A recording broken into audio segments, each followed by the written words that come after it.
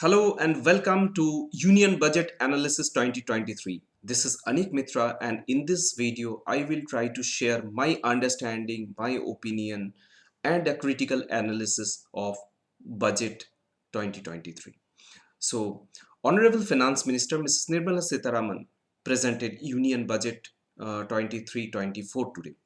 I believe this budget is altogether a big booster for the economy. The budget will take India one step forwards towards dream 5 trillion economy. In this budget, all areas have been addressed well, right from agriculture to artificial intelligence, pisciculture to infrastructure, energy to manufacturing, tourism to taxation. Everything has been taken care of. The budget also catered all class of people from underprivileged or weaker section of the society, middle class people, as well as high net worth individuals. Manufacturing sector boosters are in line with Atmanirbhar Bharat mission, and the only negative thing what I have found out of this budget is insurance sector. Insurance sector places negative in this particular budget. Primary sector, I will start with the primary sector. Government has declared an 20 lakh crore agricultural credit target for the animal husbandry, dairy and fisheries sector. So this will empower farmers to spend more. And a 6,000 crore investment for improvement of fisheries and its value chain is very important. Simultaneously, government has reduced import duty for shrimp feed uh, input. So this is positive for shrimp export companies. Sri Anna, government attempts to make India a global hub for millets. Government, private and farmer partnership for availability of raw material is going to help a few sectors. I feel cotton will get some benefit out of it. Means millets, what I mean to say, spinning companies, spinning mills will get some sort of benefit out of this. Decentralized storage capacity for storage of farms produce. This is again going to boost warehousing, and when warehousing and perishable items comes into picture, obviously commercial AC will again gets a booster. So two sectors here, warehousing and commercial air conditioning, will get benefited out of this.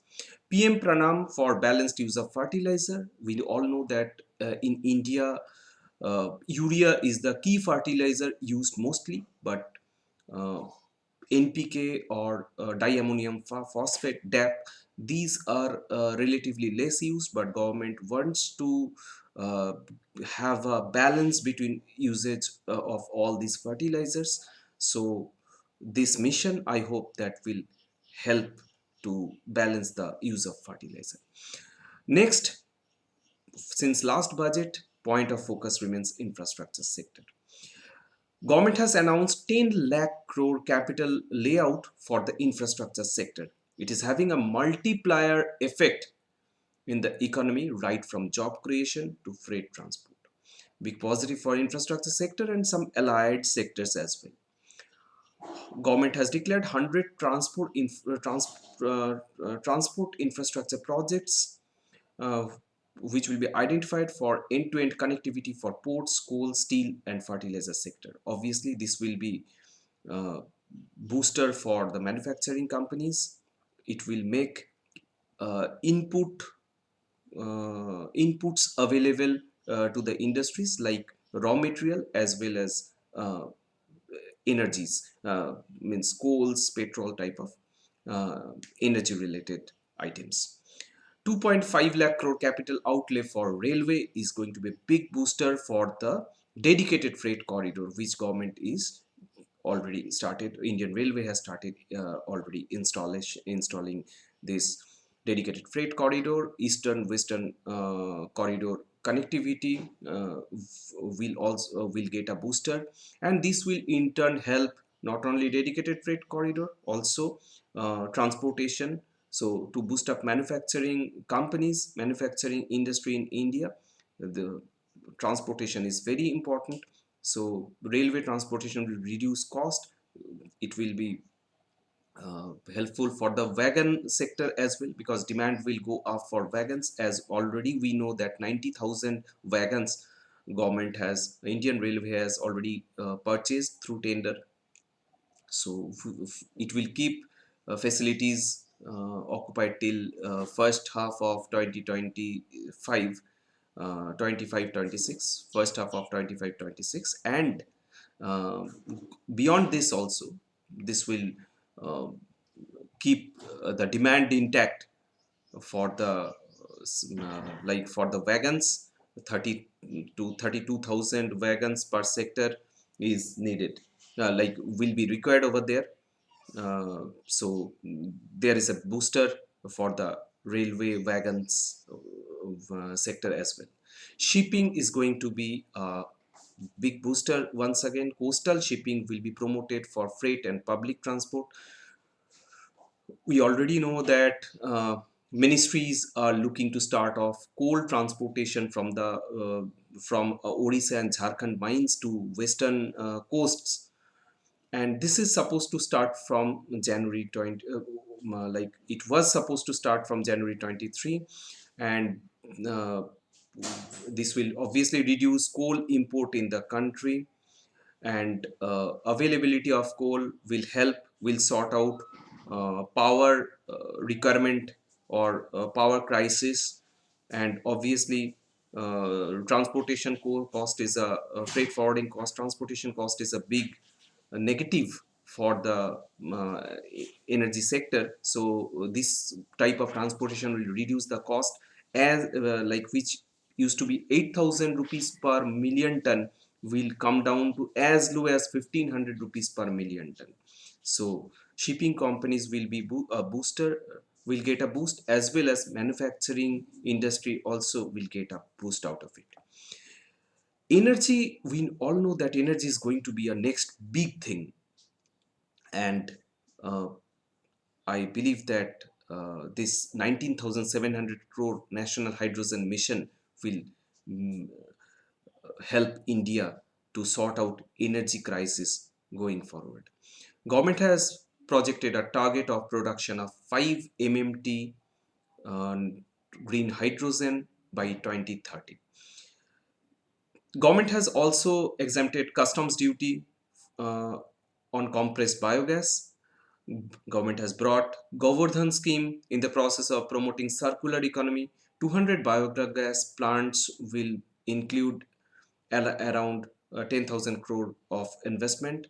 So obviously we know that we are very much dependent on imported crude oil for our energy resources, and for that we get lots of burden of import bill that will be sorted up to a big extent, and we are very much uh,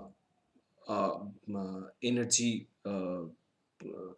like energy dependent, like for manufacturing industry energy is very much required. So there will not, the government wants to ensure energy availability at reasonable price. This is very important, reasonable price uh, in till 2030, and obviously carbon footprint will come down, maybe like at the lowest point with this energy uh, mission of the government.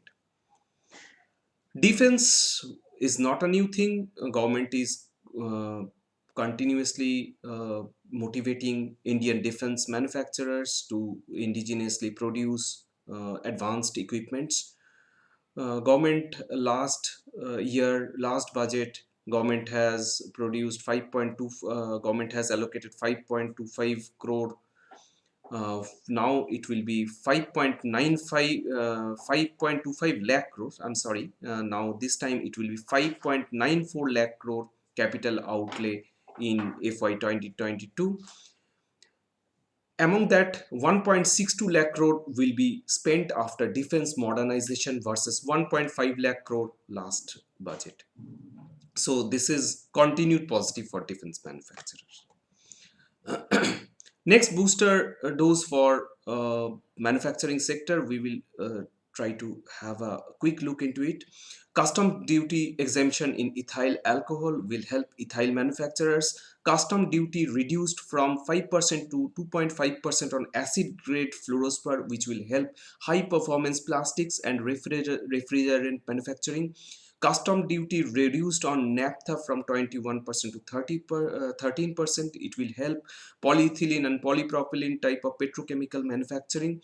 9 crore drinking water connection in rural house. This is in line with Jal Jeevan Mission in the under Jal Jeevan Mission, and Jal Jeevan Mission is a booster since last budget, I believe. And obviously pipe manufacturing, which is in focus, this will continue. 11.7 crore household toilets constructed under SBM. So sanitary ware products for mass will get a booster. Uh, Financial assistance to sustainable micro irrigation in drought prone regions of Karnataka. This is a niche market of Karnataka. Irrigation and pipe manufacturers focused in, or let's say exposure in Karnataka, will get benefited. PM Awas Yojana allocation hiked for by 66% at 79,000 crore. Cement companies will get a booster. Customs duty extend on mobile phone parts.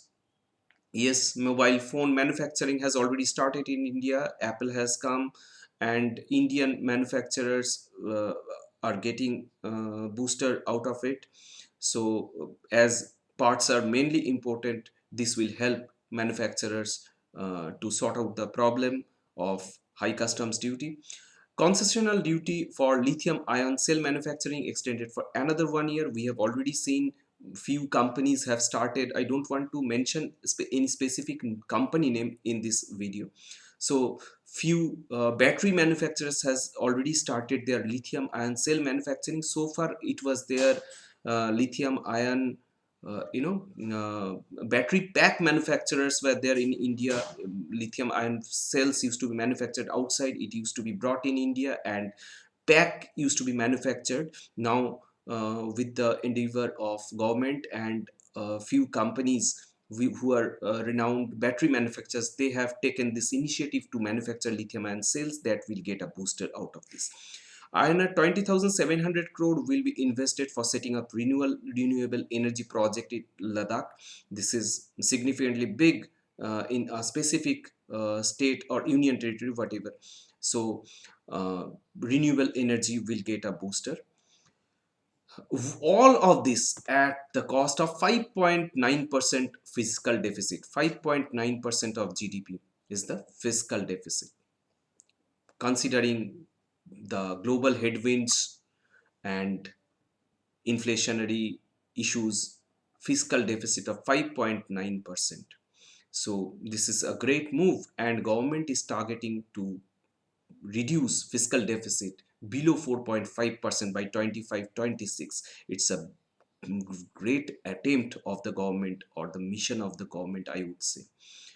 This will obviously augur well for our economy going forward in the long run.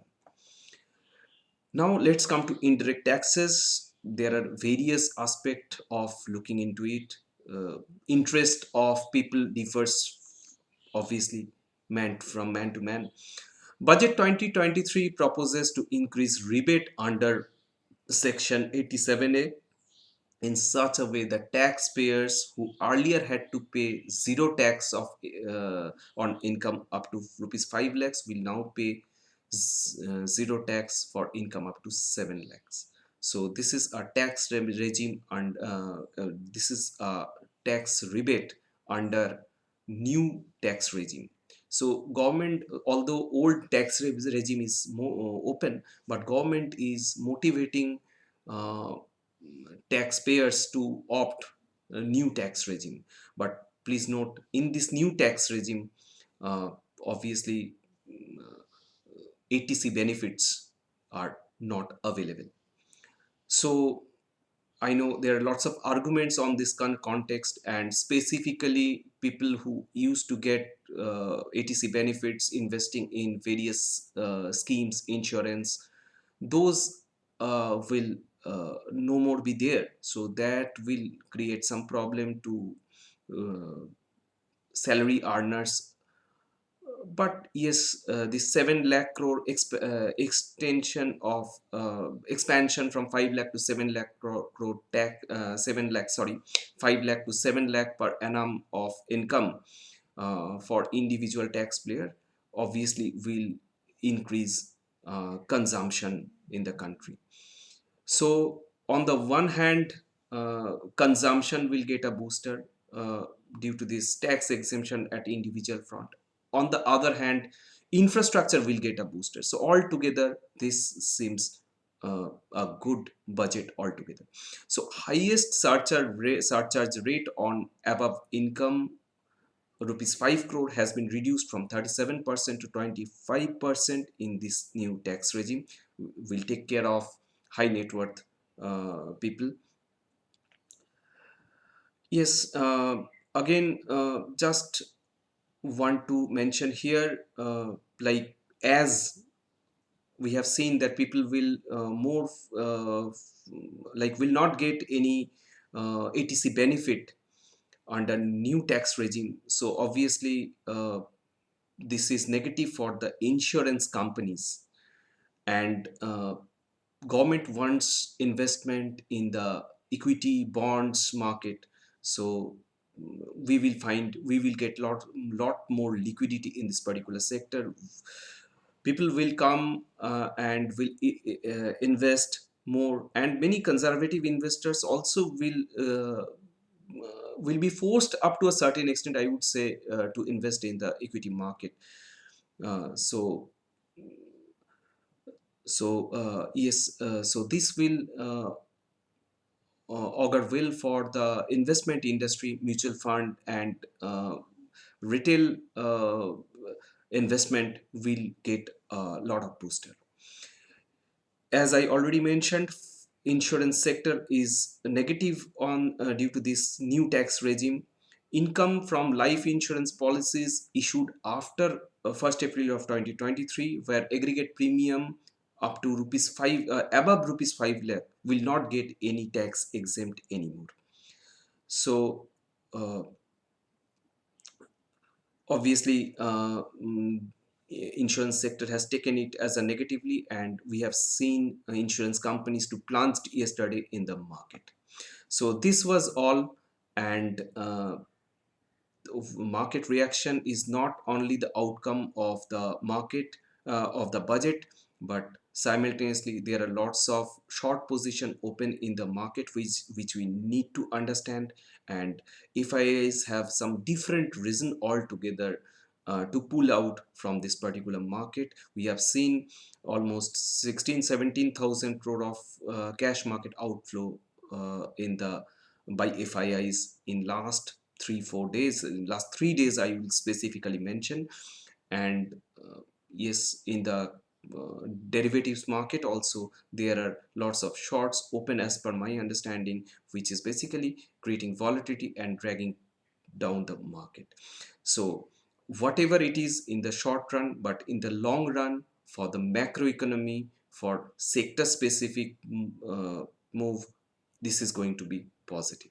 Thank you for your time. Thank you very much.